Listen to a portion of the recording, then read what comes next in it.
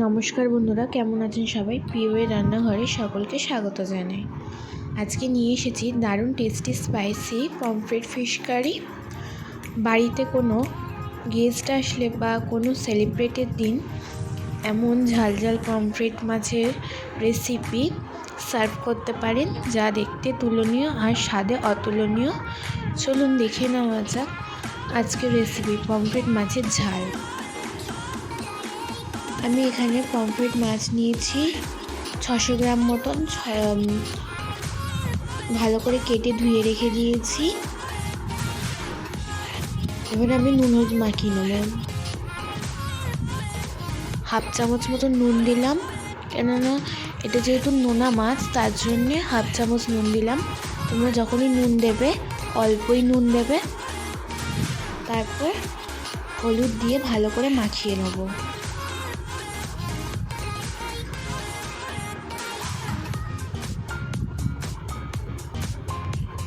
ভালো করে মাখানো হয়ে গেলে একটা কড়াইতে তেল দিয়ে ভালো করে ভেজে নেব।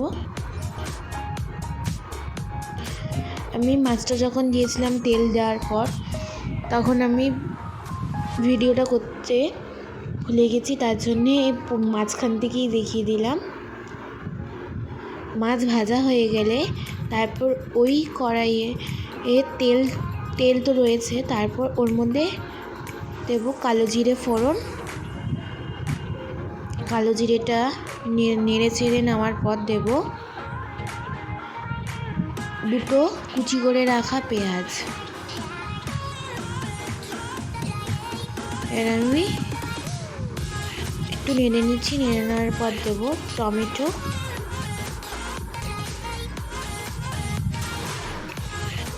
কুচি দিলাম।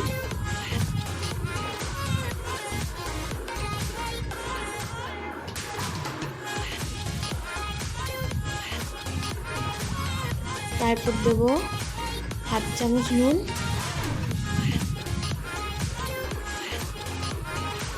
একটুখানি হলুদ গুঁড়ো আর রং হওয়ার জন্য কাশ্মীরি লঙ্কার গুঁড়ো।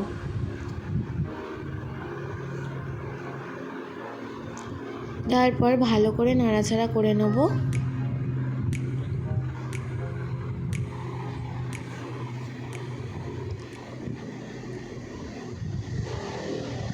তারপর আমি এর মধ্যে জল দিয়ে দেবো। তোমরা চাইলে জিরের গুঁড়ো অ্যাড করতে পারো, আমি জিরের গুঁড়োটা দিইনি।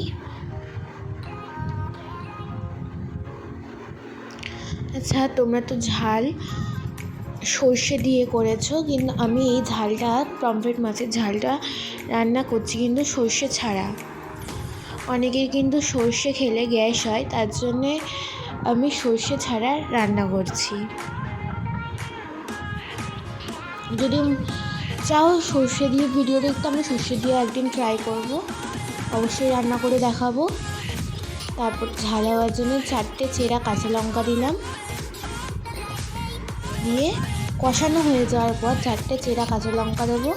এবার আরেকটু করে নেড়ে চেড়ে নেওয়ার পর এর মধ্যে আমি জল দিয়ে দেবো।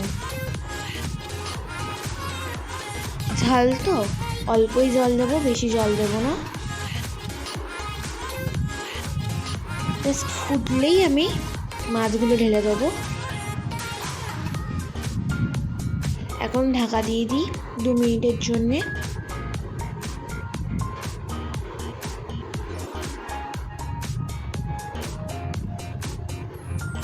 দু মিনিট পর ফুটে গেছে। এবার আমি এর মধ্যে মাছগুলো অ্যাড করব। আগে আমি একটুখানি লঙ্কাগুলো খুন্তি দিয়ে এরকম ডলে নিচ্ছি যাতে ঝালটা বেরোয়, তার জন্যে। এতে কিন্তু আমি কোনো গুঁড়ো লঙ্কা অ্যাড করিনি, তোমরা চাইলে গুঁড়ো লঙ্কা অ্যাড করতে পারো। আমি কাঁচা লঙ্কা দিয়েছি।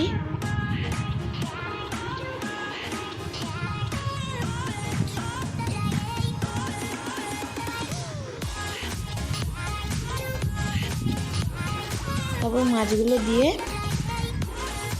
উল্টে পাল্টে নেব।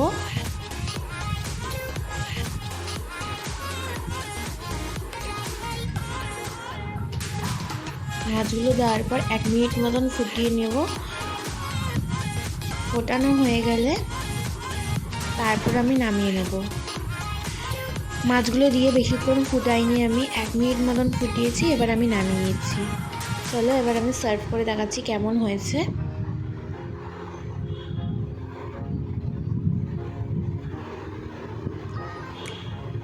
আশা করি আজকের রান্না আপনাদের ভালো লেগেছে।